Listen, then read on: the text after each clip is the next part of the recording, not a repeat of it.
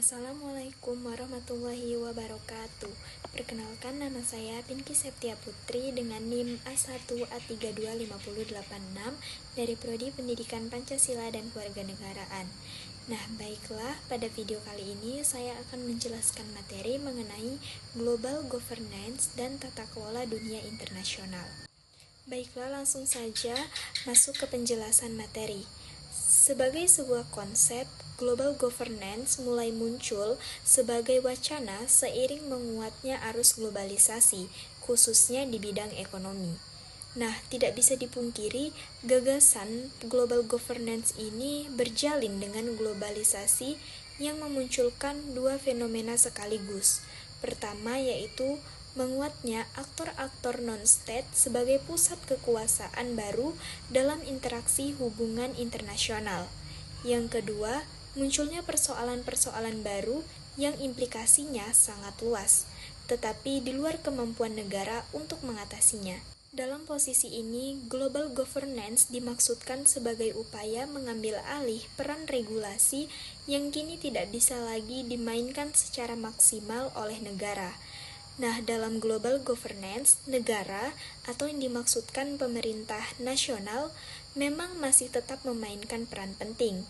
Governance yang terjadi tidak lagi berlangsung dalam kerangka dan diorganisir oleh negara semata. Implikasi negatif yang mengemuka karena kemunculan globalisasi dan berkaitan dengan hal yang mendasari gagasan global governance adalah nilai-nilai liberalisme yang ada di dalamnya.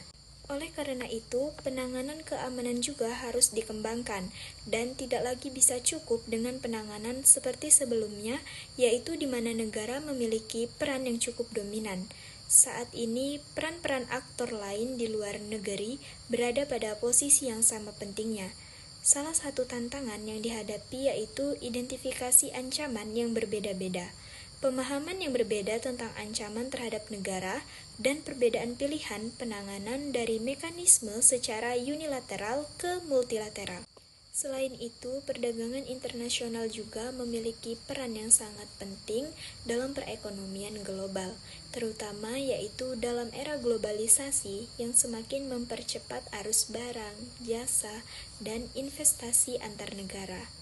Sebagai salah satu negara berkembang dengan ekonomi yang terus bertumbuh, Indonesia bergabung dengan WTO pada tahun 1995 dan sejak saat itu memiliki kewajiban untuk menyesuaikan regulasi perdagangan nasionalnya dengan aturan yang disepakati oleh organisasi tersebut.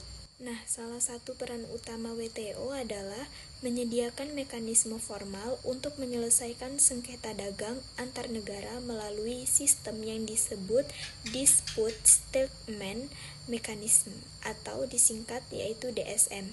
Mekanisme ini memungkinkan negara-negara anggota yang terlibat dalam WTO untuk mengajukan keluhan jika mereka merasa kebijakan perdagangan negara lain melanggar aturan yang telah disepakati bersama. Langkah ini bertujuan untuk menciptakan perdagangan yang tidak hanya menguntungkan secara ekonomi, tetapi juga mendukung untuk keberlanjutan lingkungan.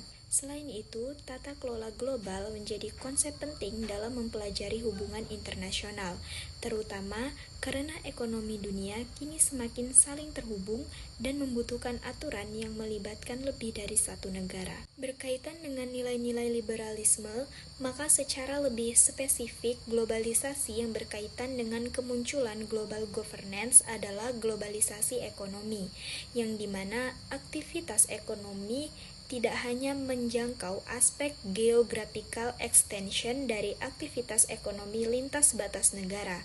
Perdagangan internasional juga menjadi salah satu aspek penting dari globalisasi ekonomi, karena dari aspek ini memicu kemunculan gagasan untuk mengurangi hambatan perdagangan, baik hambatan berupa tarif maupun non-tarif. Sekalipun masih diperdebatkan, globalisasi mendorong atau sejauh mana globalisasi mendorong kemunduran negara dan menciptakan krisis bagi kompromi embed liberalis. Globalisasi dianggap mencerminkan liberalisasi pasar dan negara yang ditandai dari rigiditas dan cenderung menjadi sumber inefisiensi dalam alokasi nilai-nilai ekonomi.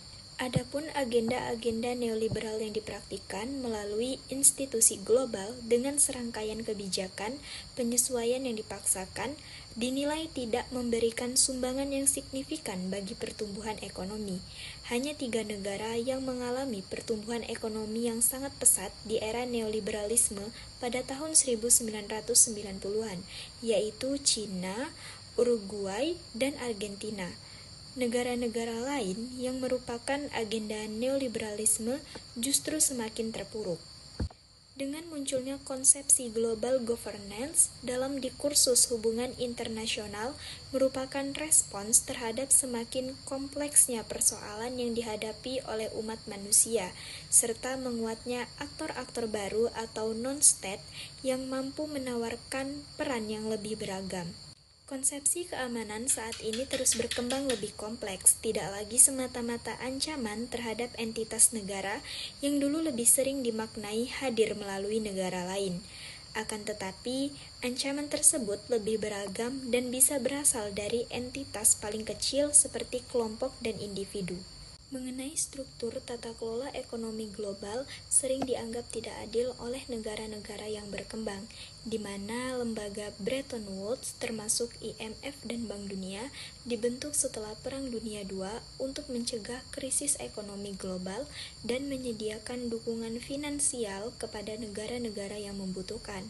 Akan tetapi, sejak pertengahan 1970-an, mereka mulai mengalami kritik dari negara-negara berkembang yang melihat mereka sebagai alat dominasi bagi negara-negara maju. Krisis keuangan yang terjadi di tahun 2008 juga mempercepat perubahan kekuatan ekonomi dunia dengan munculnya negara-negara seperti BRICS yaitu Brazil, Rusia, India, Cina, dan Afrika Selatan yang semakin memainkan peran penting dalam perekonomian global.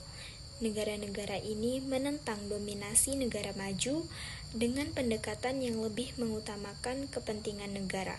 Gerakan ini dipimpin oleh berbagai kelompok masyarakat sipil atau organisasi non-pemerintah yang menuntut agar ekonomi global tidak hanya berfokus pada pertumbuhan ekonomi semata, tetapi juga fokus pada distribusi yang adil dan ramah lingkungan. Nah, salah satu kritik utama terhadap globalisasi adalah kurangnya perhatian terhadap keberlanjutan dan ketimpangan yang muncul sebagai akibat dari kebijakan yang berorientasi pada pasar bebas. Oleh karena itu, berbagai organisasi internasional mulai mengarah pada konsep keberlanjutan ekonomi dan pembangunan yang lebih inklusif, seperti yang ditekankan dalam tujuan pembangunan berkelanjutan. Nah, kesimpulannya yaitu tata kelola ekonomi global yang efektif sangat bergantung pada kerjasama antar negara dan lembaga-lembaga internasional dalam menghadapi tantangan ekonomi yang terus berubah. Oleh karena itu, penting untuk memahami dinamika ini dalam konteks global dan regional yang lebih luas. Baiklah, mungkin cukup sekian penjelasan singkat dari saya. Mohon maaf apabila terdapat kesalahan dan kekurangan. Saya akhiri. Wassalamualaikum warahmatullahi wabarakatuh.